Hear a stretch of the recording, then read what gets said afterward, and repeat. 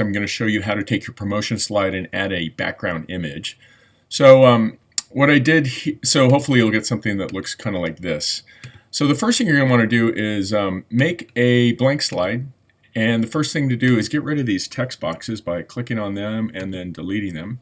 The next thing, insert an image that you found off the internet or that you'd like to use. So insert the image, upload from the computer. This is the one I'm going to use. Notice it's too dark. And I'm going to want to, hopefully you're going to find an image that's landscape so that when you do stretch it, it'll look better. And people won't notice it's been stretched out that much because you're going to make it transparent.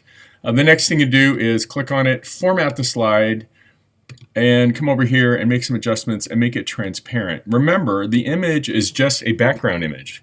Okay. Now that you've done that, go up to this slide here, click on it, right? Click on it and then say Edit, Select All. Boom. You notice it got all the boxes and then go Edit, Copy.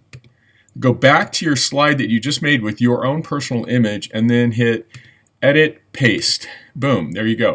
And now you can insert your own photo here and then write your own quote and do whatever you need to do. Hope that helps.